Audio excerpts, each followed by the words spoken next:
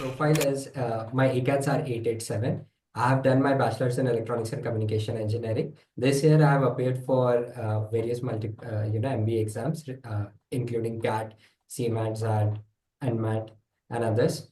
And I have applied to two of the colleges for PhD. One was IIM SIRMAUR, and second was IIT ISM Dhanbad. The second one I couldn't appear because that was overlapped with Indian Institute of Forest Management Bhopal. It was on same day, same time. There was no change, so I had to sacrifice. Again, when it comes to IIM SIRMAUR, ये जो PhD होता है यहाँ पे 5 years का होता है PhD initially. और इसमें जो स्टार्टिंग के 2 years होते हैं वो कोर्स वर्क होता है। उससे कहा जाता है कॉम्प्रिहेंसिव क्वालिफिकेशन एग्जामिनेशन। ये 2 years का पूरा आपका स्कोर चेक करने के बाद में द कमिटी विल डिसाइड कि आपको फॉर नेक्स्ट 3 years आगे प्रोसीड करना है या नहीं। तो ये 2 years में कुछ क्राइटेरियाज होते हैं जो आपको फिलफिल करना होता है। जो फर्स्ट ईयर होता है वो तो एमबीए इक्विवेलेंट ही होता है, आपको एमबीए वालों के साथ में ही बैठना होता है और सारी एग्जाम्स जो होती है वो देनी होती है। अगर ट्राइमेस्टर पैटर्न की मैं बात करूँ आई एम सिरमौर में, तो लेट्स से एक ट्राइमेस्टर में टोटल 8 सब्जेक्ट है। तो उसमें से 3 जो रहेंगे लेट्स से वो आपके इलेक्टिव्स रहेंगे। और यहाँ पे जो स्पेशलाइजेशन होता है वो जिस स्पेशलाइजेशन में आप पीएचडी करोगे वही आपके इलेक्टिव्स होंगे।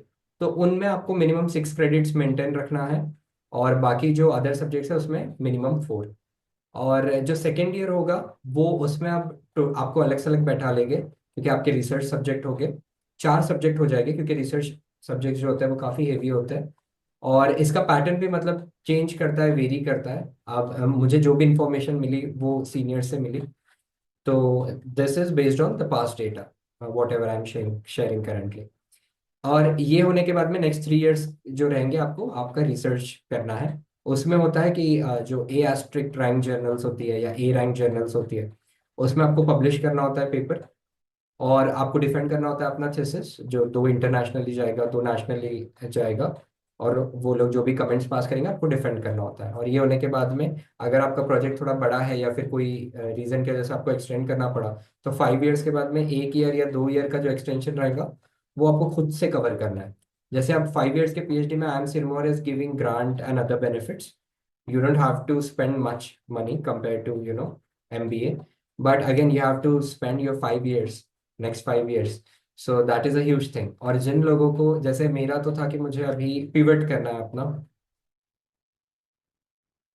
तो मैं ट्राई कर रहा हूँ कि लेक्चर मतलब प्रोफेसर वगैरह या लेक्चरशिप में एंटर करूँ। या तो फिर अगर मुझे चांस मिलता है देर इज लाइक 1% चांस तो होता ही है कि आप अगेन हॉप बैक करो कॉर्पोरेट में। वहाँ पे भी एज ए ट्रेनिंग के लिए आप पढ़ा सकते हो या बाकी चीज़ें, या तो फिर मेन स्ट्रीम में भी। इसमें तो इन अक्षय, सब चीज़ों। आपने बताया फीस यस। डिफरेंस है, तो फीस डिफरेंस कितना होगा? मतलब क्या है जनरल फीस, क्या है यहाँ? या ये वेरी करती है, अगेन आप पीएचडी कौन से टाइप की कर रहे हो।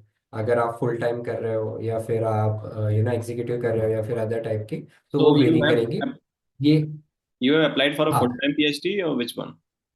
I have applied for full time PhD. और ये मोस्टली मुझे रेसिडेंशियल प्रोग्राम ही है मेरा।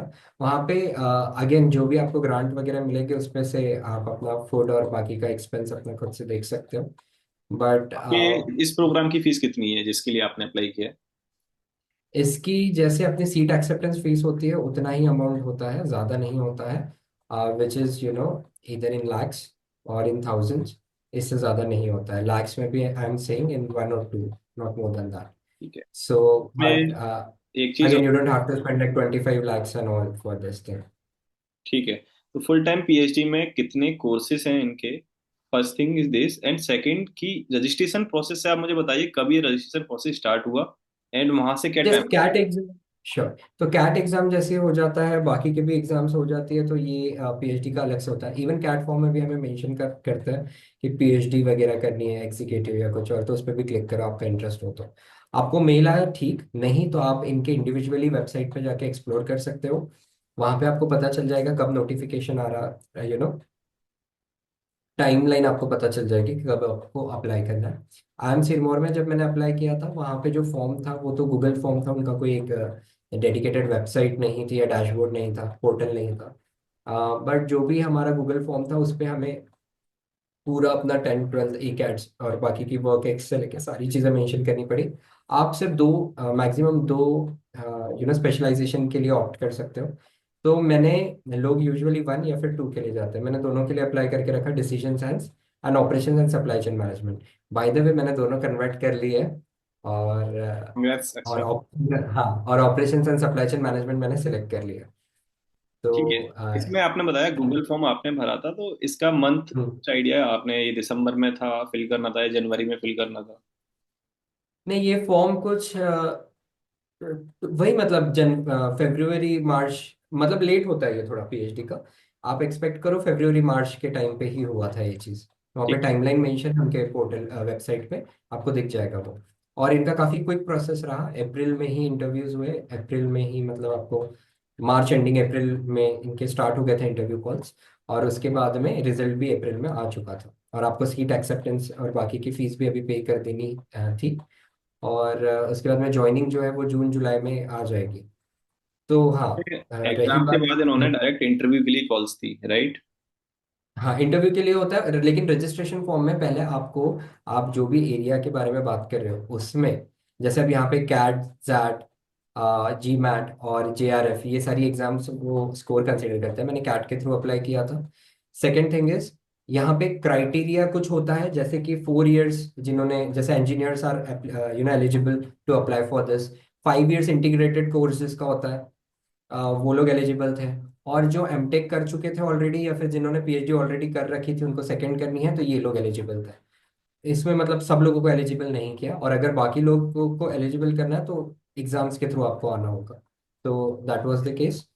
और मिनिमम परसेंटाइल क्राइटेरिया होता है। अब मैं तो जिस हिसाब से मेरा ए कैड है और प्रोफाइल है, उस हिसाब से मैं सिर्फ 2 से 3 आईएम्स के लिए शायद एलिजिबल था। बाकी इसमें मुझे एग्जाम देनी पड़ती है, जैसे IIM बैंगलोर की उनकी खुद की एक एग्जाम होती है पीएचडी रिलेटेड, वो आपको देनी होती है। अदरवाइज कैट में अगर आपका ज़्यादा अच्छा स्कोर है तो वो भी हो सकता है। कुछ होते हैं, जैसे आई थिंक IIM रायपुर है या फिर बोध गया है, इनकी खुद की भी एक अलग से कुछ एग्जाम होती है। I am not sure, but कोई एक आईएम्स की होती है। तो सबका अलग अलग अपना यू नो वो होता है, एलिजिबिलिटी क्राइटेरिया और बाकी सारी चीज़ें सेट। तो मैं इन दोनों के लिए मुझे फिजिबल लगा कि मुझे कुछ ज़्यादा एक्स्ट्रा एफर्ट्स नहीं देने। संबलपुर था, सिरमौर था, संबलपुर का क्योंकि मैंने डिप्लोमा और इंजीनियरिंग की है, वहाँ पे लिखा था 10 +2 +4। अब मेरा 10 +3 +3 है। तो मैं उस हिसाब से फिर वो क्लैरिटी नहीं थी। सिरमौर का फिल कर दिया था और मैंने फिर दे दिया वहां पे। अब यहाँ पे 3 इंटरव्यू थे, क्योंकि मैंने 2 प्रोग्राम के लिए किया था, उनके इंडिविजुअल इंटरव्यूज थे। Operation and supply chain management का इंटरव्यू स्टेज 1 का, और स्टेज 1 का डिसीजन साइंस का। फिर नेक्स्ट होती है जो कॉलेज की कमेटी जो होती है, इनके डिपार्टमेंट की जो कमेटी होती है वो लेती है। ये जो स्टेज 1 का होता है, ये प्रोफेसर्स लोग लोग लेंगे, मतलब डिपार्टमेंट के। और जो सेकंड होगा वो कमेटी लेंगे ऊपर के, फाइनल करने तो के लिए। फर्स्ट और को स्टेज क्लियर में, करेंगे उनका ही सेकंड होगा, राइट? करेक्ट, जो फर्स्ट स्टेज क्लियर करेंगे उनको सेकंड स्टेज का इंटरव्यू कॉल आ जाएगा। यूजुअली एक दिन का गैप होता है। तो मुझे पता चल गया था रिजल्ट अगले दिन ही। और मुझे पता चल गया था कि मुझे मेरा नेक्स्ट टू नेक्स्ट डे में इंटरव्यू भी रहेगा। तो क्या फिर मैं किस उस, डेट क्या थी इसकी? हाँ मैं बता देता हूँ। मेरी जो फर्स्ट स्टेज के जो दोनों इंटरव्यूज थे, वो बैक टू बैक थे। 10:30 to 11 एंड 11 to 12 चला गया था वो सेकंड वाला। तो जो 10:30 to 11 वाला था वो 7 अप्रैल को था। तो ये स्टेज 1 का था, दोनों इंटरव्यू 7 अप्रैल को थे। ठीक है, दोनों स्पेशलाइजेशन के। और जो सेकंड इंटरव्यू था वो था DPR कमेटी उनकी कोई है, वो लेती है। और ये जो थी ये 9 अप्रैल को ली थी मेरी। तो 7 को मेरा स्टेज 1 हुआ, मैं क्लियर कर लिया, मुझे नेक्स्ट डे वो आ चुका था मेल। और उसके बाद में फिर कि अगले दिन मेरा इंटरव्यू स्टेज 2 का। और स्टेज 2 में मैंने दे दिया था, और उसके कुछ दिनों बाद रिजल्ट आउट हो गया था। मतलब एक वीक के अंदर अंदर ही मतलब 10 डेज के अंदर अंदर ही पता चल जाता है मोस्टली, हमारा तो एक वीक में ही आ गया था।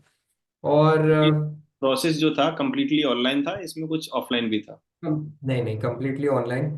वो फिजिबल होता है ना, क्योंकि बाकी भी सारी चीज़ें, और कितना दूर है वो सिरमौर का। उनका न्यू कैंपस अभी इनॉग्रल हुआ, उनका कॉन्वोकेशन सेरेमनी भी अभी जस्ट आई थिंक संडे को, सैटरडे को हुई थी। तो हाँ, तो मैं कहा था इंटरव्यू की बात चल रही थी। तो जो स्टेज 1 का था, मेरा डिसीजन अब मुझे बताया नहीं था।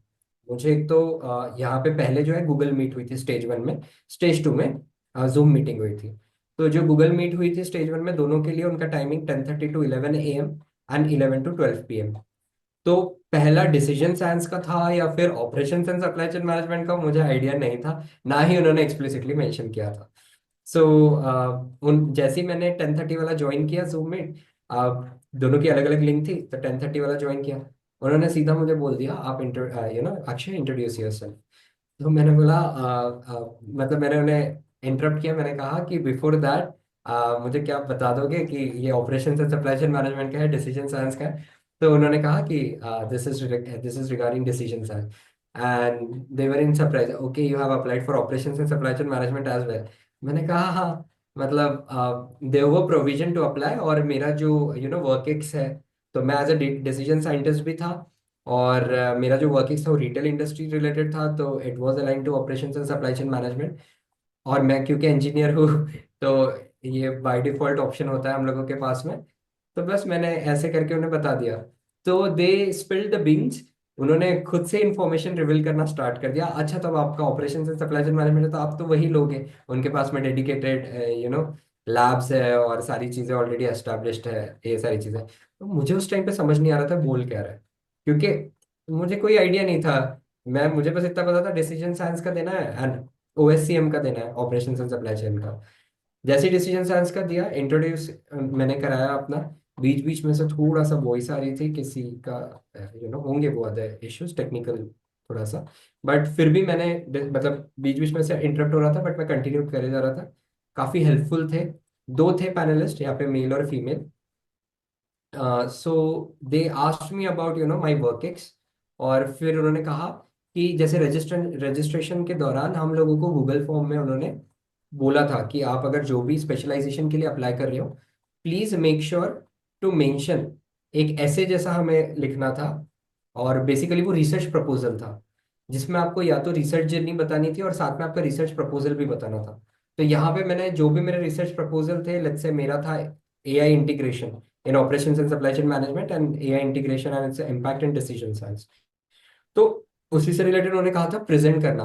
तो मैंने तो फॉर सेफर साइड प्रेजेंटेशन मतलब पीपीटी तो नहीं बनाई, बट मैंने वर्ड डॉक्यूमेंट पे अपना पूरा ज्ञान चार्ट वगैरह, फिर लास्ट में तो मैंने प्रोसेस फ्लो, और स्टार्टिंग में मैंने पूरा अपना हाइपोथेसिस टेस्टिंग मेथोडोलॉजी और मेन क्वेश्चन क्या है, तो रिसर्च प्रपोजल अपना बना के रख दिया था शॉर्ट में, ताकि उन्होंने अगर मुझे पूछा तो मैं बता दूं, क्योंकि there was no clarity on top of it and I didn't ask. मैंने बोला अगर नहीं पूछूंगा, अगर पूछा मैंने, तो फिर वो ठीक रहेगा, मतलब फिर वो मेल फॉरवर्ड कर देंगे सब लोगों को।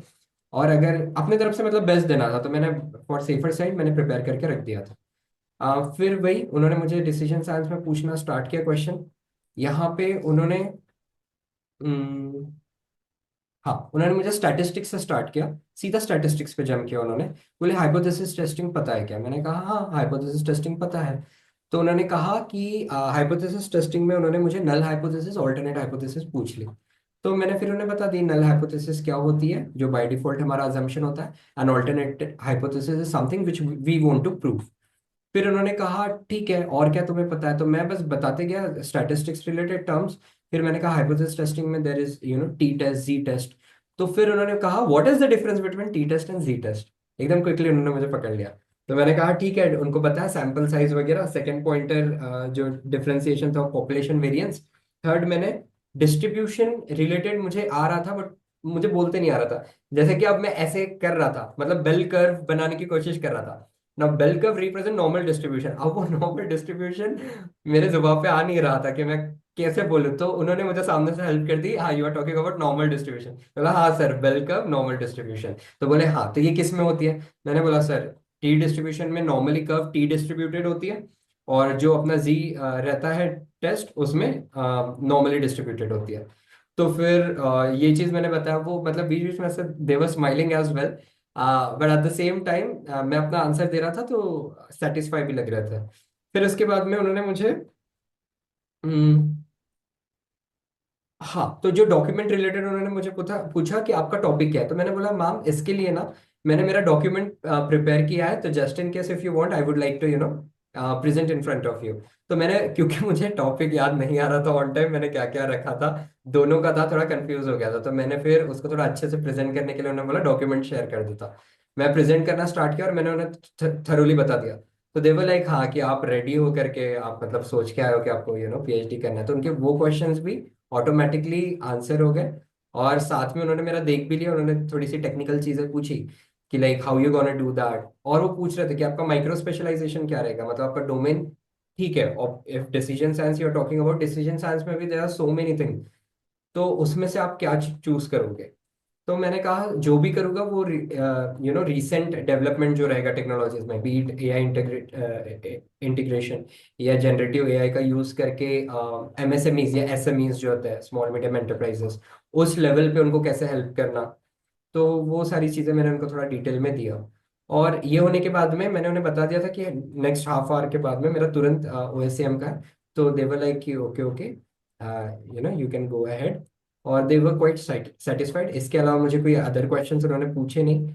और मैम, हाँ मैम थे, मैम ने मुझे पूछ लिया था कि आपने कहाँ कहाँ अप्लाई किए। मैंने कहा मैम मैंने बोला IIM संबलपुर। वो सिरमौर से कंफ्यूज हो गया मैं। तो बोले आपको, मैंने बोला नहीं नहीं ma'am, IIM Sirmaur and IIT ISM Dhanbad. तो बोले आपको पता है ना, बोले संबलपुर कहाँ है, मैंने बोला yes ma'am it is in Odisha. और बोला सिरमौर कहाँ पे है? मैंने बोला इट्स इन हिमाचल प्रदेश। तो दे वर लाइक ओके, मतलब थोड़ा सा जीके वगैरह भी टेस्ट हो गया था सॉर्ट ऑफ। तो ऐसे करके एंड अप हो गया। फिर I talk about second interview जो एससीएम का था इसमें तुरंत। एक्सटेम्पोर क्वेश्चन था आपके, राइट? नहीं, जो भी क्वेश्चंस थे ना वो स्टार्ट मैथ्स या पीएचडी में क्यों करना चाहता हूँ, दे दे वो मोर इंटरेस्टेड टू नो कि मुझे क्यों करना है। तो क्योंकि मैं मेरी जर्नी इंट्रोडक्शन जब अपन देते हैं तो उसमें पता चल जाता है, गैप ईयर्स के बारे में भी उन्होंने कहा। तो मैंने बताया उन्हें कि देखो मेरा ऐसा ऐसा सीन था करके, और इस वजह से, और प्लस मेरा रीसेंट पेटेंट वगैरह भी मुझे मिला है। मैंने एक पेपर पब्लिश भी किया इंटरनेशनल जर्नल में। तो और मेरे 21 national state level paper conference और पेपर प्रेजेंटेशन कॉम्पिटिशन्स में भी मतलब टॉप 3 पोजीशंस रही है हमेशा। तो उसमें भी IEEE बॉम्बे सेक्शन हो गया एक, Maharashtra state board of technical education हो गया, इन सब के मैंने मेजर माइल्स जो थे मेरे, मैंने उन्हें बता दिया। तो दे वर क्वाइट सेटिस्फाइड कि हाँ भाई इसका अलाइन है, मतलब ये अलाइन है टूवर्ड्स पीएचडी, रिसर्च है थोड़ा क्यूमेन और एप्टीट्यूड और इंटरेस्ट। तो मैंने कहा मतलब हाँ दे वर सेटिस्फाइड। इसके अलावा चला था फिर फिर ये कितनी देर चला हम्म, इंटरव्यू? ये 30 मिनट्स के लिए चला। और फिर मुझे क्विट करना पड़ा क्योंकि मेरी नेक्स्ट मीटिंग का मुझे आ चुका था, जो थी operations and supply chain management का। अब ये तो हाफ आवर चलना चाहिए था, बट ये 1 आवर चला गया। अब ये क्यों गया, इसके लिए मैं आपको पहले बताता हूँ कि शुरुआत कैसे हुई। अब मुझे 2 लोग दिखे थे डिसीजन साइंस में, आई वाज लाइक फाइन 2 लोग हैं, ज्यादा प्रेशर नहीं है, हो जाएगा पॉसिबल। जैसे ही मैंने OSCM ज्वाइन किया, यहाँ पे मुझे 6 लोग दिखे और एक सातवां कोऑर्डिनेटर भी था। आई वाज इतने सारे लोग क्यों है, मतलब मुझे क्या लगा कि जीडी वगैरह, बट मैंने बोला ये तो काफी एल्डर लग रहे हैं। फिर मैंने देखा सबके इसमें डॉक्टर डॉक्टर डॉक्टर लिखा हुआ था। जैसे डिसीजन साइंस में भी कोई डॉक्टर XYZ सब थे। तो फिर यहाँ पे जैसे ही मैंने ज्वाइन किया, मैं देख रहा था, मैं थोड़ा नर्वस था, मेरा वाला उसमें से 1-2 के वीडियो ऑफ थे फॉर मतलब टेम्परेरी, बट बाकी लोगों के ऑन थे। तो स्टार्ट किए, इन्होंने कहा कि बीच में से कोई एक सेंटर, कोई तो एक पर्सन थे, उन्होंने मुझे कहा कि अक्षय इंट्रोड्यूस योरसेल्फ। तो मैंने इंट्रोड्यूस किया।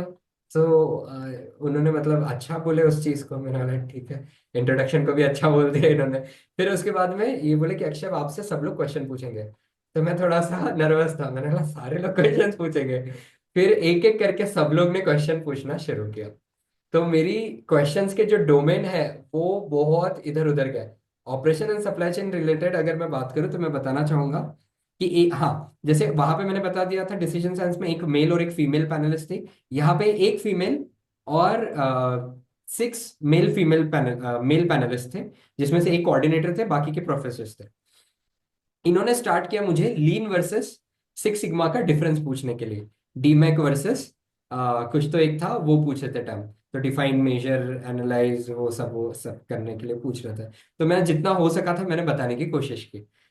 फिर सेकंड मैम पूछते मुझे सस्टेन, मतलब मैंने ये टॉपिक वगैरह बताया। तो इन्होंने बोला था कि आप प्रोजेक्ट, मैंने हाँ operation and supply chain management के लिए भी मैंने पीडीएफ रेडी रखा था अपना रिसर्च प्रपोजल। तो मैंने कहा कि मेरा रेडी है इफ यू वांट, नहीं बोले आप मुझे वैसे ही बता दो, तो मैंने वैसे ही एक्सप्लेन किया।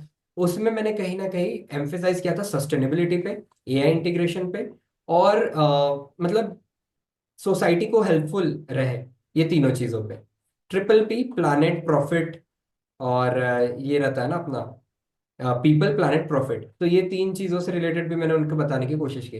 तो मैम ने मुझे पकड़ लिया, बोले सस्टेनेबिलिटी में तो आप बताओ मुझे कि क्या चीजों से रिलेटेड सस्टेनेबल, मतलब वो डेफिनेशन ये सारी चीजें नहीं पूछ रहे थे, उन्होंने एक एग्जांपल देने की कोशिश की कि हम लोग प्लास्टिक का ऑल्टरनेटिव ढूंढ रहे हैं, बट हमें कुछ इतना लेजिट कोई मिल नहीं रहा है और ये कंटिन्यूअसली प्रोसेस चल रही है।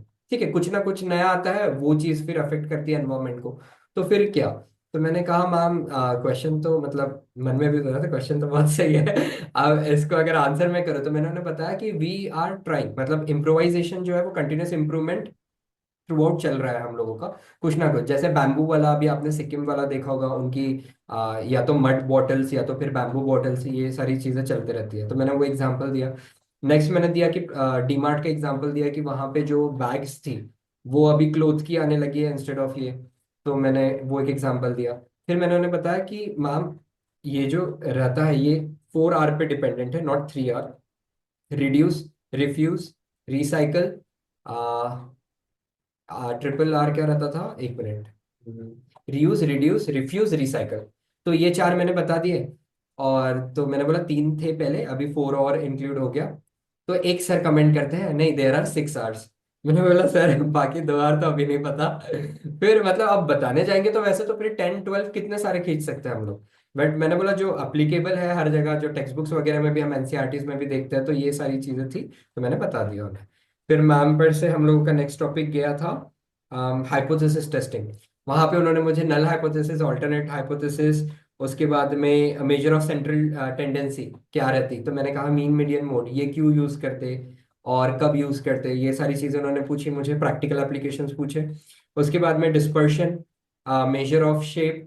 अब उन्होंने मुझे, एक सर थे, उन्होंने मुझे पूछा कि अगर मेरा मीडियन मीन से ज्यादा रहा, if my median is greater than mean, then what, then जो अपना रिप्रेजेंटेशन रहेगा वो कैसा रहेगा और what would be the impact. तो मैंने कहा सर नॉर्मली डिस्ट्रीब्यूटेड नहीं रहेगा कर्व। तो बोले ठीक है बट एग्जैक्टली क्या रहेगा। अब उस टाइम पे मुझे नहीं आ रहा था नाम उसका, बट वो स्क्यूनेस था, लेफ्ट स्क्यूड रहेगी। तो उन्होंने उन्होंने मुझे हिंट दी, मतलब हेल्पफुल थे वो, हिंट देते रह रहे थे बीच बीच में से। तो मैंने फिर वो चीज बता दी कि लेफ्ट स्क्यूड रहती है करके। उसके बाद में उन्होंने बहुत टेक्निकल क्वेश्चन पूछे, मैं बस सुन रहा था। मैंने बोला मुझे समझ तो आ नहीं रहा था, अब वो चीज़ मैंने शायद पढ़ी नहीं होगी। तो मैं बस सुन रहा था और मैं स्माइल कर दिया, ओके सर, और मैंने कहा कि I read on top of it.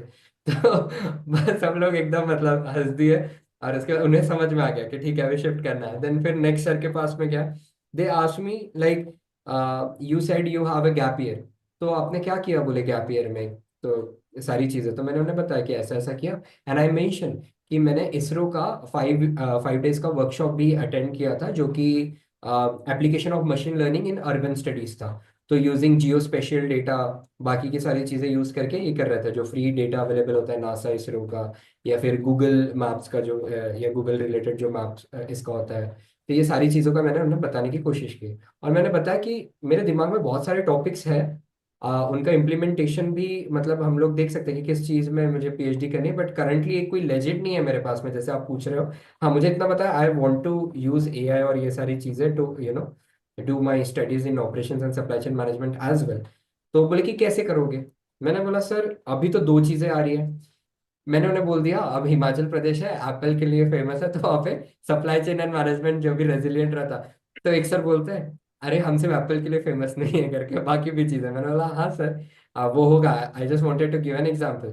तो मैंने वो चीज़ की, तो अब वो कैसा रैपो बिल्डिंग स्टार्ट हो गई थी। 30 मिनट्स का इंटरव्यू हो चुका था, नेक्स्ट 30 मिनट्स इसरो का डेटा कैसे, और उनके जो टॉपिक्स थे, उन्होंने मुझे कहा कि डिजास्टर मैनेजमेंट में कैसे हम लोग ऑपरेशन एंड सप्लाई चेन का ध्यान रख सकते हैं और रेजिलियंट बना सकते हैं, क्लाइमेट रेजिस्टेंस। फिर second topic related to sustainability चला। ऐसे करके वी वर डिस्कसिंग टॉपिक्स कि किस डोमेन में जाना चाहिए। लास्ट में मुझे एक सर ने पूछा ही कि फिर भी अगर आपको कोई डोमेन लेना हो तो कहाँ पे। तो मैंने कहा सर इमर्जिंग टेक्नोलॉजीज में ही लूंगा, जो भी लूंगा। क्योंकि अभी बाकी के जैसे स्टोकेस्टिक मॉडलिंग होती है जो कि काफी थोड़ा टफ होता है, मैथमेटिकल और वो सब होता है, प्रोबेबिलिटीज जो चेंज होती है उसके हिसाब से अपना। तो अगर मैं डीप में एंटर करूँ तो बहुत सारे डोमेन्स हैं उसके, करेक्ट। तो बस यहाँ पे चला। और फिर मैंने ये सारी चीजें जब बताई तो लास्ट में फिर, और बीच में सर जो बीच वाले जो सर थे जो कोऑर्डिनेट कर रहे थे, उन्हें लगा कि कोई और देंगे नहीं। इनिशियली मुझे लगता किसी का इंटरेस्ट नहीं था बाकी सर लोगों का। तीन चार लोग थोड़े एक्टिव थे, दो तीन शांत थे। बट जैसे ही उन्होंने हम लोगों का कॉन्वर्सेशन 30 मिनट्स के बाद सुना, तो उन्होंने टुवर्ड्स एंडिंग मेरे क्वेश्चंस पूछना स्टार्ट कर दिया। उनके क्वेश्चंस भी स्टैट्स और मैथ्स रिलेटेड थे, और मैंने कुछ के दे पाया, कुछ के मैंने ट्राई किया। अब मेन चीज ये थी कि आपको यहाँ पे ट्राई करना होता है, ऐसा नहीं कि आप गिव अप कर दोगे।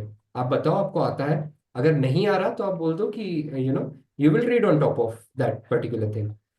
और इसके होते से ही मेरा खत्म हुआ। मैंने पहले भी उन्हें बोल दिया था thank you, it was nice meeting you all. तो जब सेकंड 1 आवर होने के बाद में फिर से, तो मैंने बोला once again it was nice meeting you all. और बस वही सर फैंटास्टिक वगैरह बोल दिया ऐसा कुछ, जो कोऑर्डिनेट कर रहे थे। और मतलब काफी अच्छा चला, रैपो बिल्डिंग से लेके सारी चीजें सब अच्छी रही। चलिए, इसमें कोई जीके क्वेश्चंस आपसे नहीं पूछे गए, राइट? जीके क्वेश्चन तो देखो, मैंने आपको वो बताया था कि IIM सिरमौर कहाँ आता है, संबलपुर कहाँ आता है, अगर वो आप कंसिडर करोगे जीके में तो हाँ वो था, वो डिसीजन में था। ऑपरेशन एंड सप्लाई चेन में नहीं था। अब मैं रिजल्ट का वेट कर रहा था, ये होने के बाद में फाइनल इंटरव्यू कॉल आ गया। If you have any question इनको मैं वो बताया था बताता आपने हूँ। कि आपने वो डिसीजन वाला भी इंटरव्यू आपने जस्ट अभी भी दिया है? हाँ मैंने उन्हें बता दिया था कि मैं बोला जस्ट रिसेंटली मेरा डिसीजन साइंस का भी हुआ है। तो उन्होंने मुझे कहा कि आप कौन सा लोगे करके। मैंने बोला कि ये तो काफी ट्रिकी है, और मैंने एक्चुअली एक सीनियर से, इमीडिएट सीनियर से बात करके रखी थी IIM सिरमौर के। उन्होंने कहा अब तक तो अलग कंबाइन था, अभी अभी अलग अलग होना स्टार्ट हुआ है। तो क्या करना ना, अगर डिसीजन साइंस वालों ने बोला तो बोल देना कि आप ही प्रायोरिटी है, अगर ऑपरेशन से सप्लाई। तो ये स्ट्रैटेजी से मैं बहुत फंसा, मैं काफी डरा हुआ था। हम्म। क्योंकि इनिशियली तो मुझे नहीं पता कौन मुझे सिलेक्ट करेगा। बट क्या हुआ ना, जैसे रिजल्ट आया मैं दोनों में सिलेक्ट हो गया सेकंड राउंड के लिए। अब मैं सीनियर को जाके बोल रहा, अब मैं तो अटक गया। अब इन्होंने फाइनल कमिटी ने मुझे कहा, तो मैं क्या करूंगा, तो मैं काफी टेंशन में था उस टाइम पे। बट लकीली ऐसा कुछ नहीं हुआ। I think head of the departments अगर होंगे तो वो कमेटी मेंबर्स होंगे, रिसर्च एंड समथिंग कमेटी। तो उन लोगों ने मेरा लिया, वहां पे 6 लोग थे, एक एक से दो फीमेल थे शायद, और बाकी के मेल थे। मोस्टली दो लोगों ने ही मेरा क्वेश्चन पूछे। हो सकता है कि वो डिपार्टमेंट्स के हो अलग अलग, वहाँ पे स्ट्रेटेजी, HR, फिनांस, मार्केटिंग, ये सब के भी थे। तो मुझे I think decision science and operation and supply chain management दोनों के जो हो गए पॉइंट ऑफ कांटेक्ट या कोऑर्डिनेटर मेन, उन्होंने मुझसे क्वेश्चन पूछना शुरू किया। तो तो इसमें ये आई सेकंड थिंक एक इंटरव्यू। चीज, स्टेज वन के बाद आपके दोनों क्लियर है, या आपको नेक्स्ट डे पता चल गया था, राइट? एट। हाँ मुझे नेक्स्ट डे मेल आ चुका था कि मैंने दोनों के लिए क्वालिफाई कर दिया, दोनों के मेल आ चुके थे मुझे। ठीक है, उसके डिसीजन बाद साइंस का भी स्टेज हो टू चुका हुआ है। आपका, जिसमें इसका नेक्स्ट राउंड था। हाँ नेक्स्ट राउंड है। तो इसका मुझे टाइमिंग मैंने बताया था जैसे 12 to 12:30 था, लेकिन ये मेरा टाइमिंग थोड़ा पहले दिया गया था। बट हुआ मेरा इंटरव्यू 12 to 12:30, क्योंकि वो बाकी लोग भी हो गए ना वहाँ पे, अदर इसके भी डिपार्टमेंट्स के भी, उन राइट, लोगों का राइट। भी चल रहा है। फिर जैसे ही स्टार्ट हुआ, मैंने कहा सिक्स सिक्स पैनलिस्ट थे, 1 फीमेल 5 मेल। अब 1 फीमेल थे 2, क्योंकि एक ब्लैंक प्रोफाइल थी, मुझे याद नहीं आ रहा है कि क्या था। और ये जूम मीटिंग था।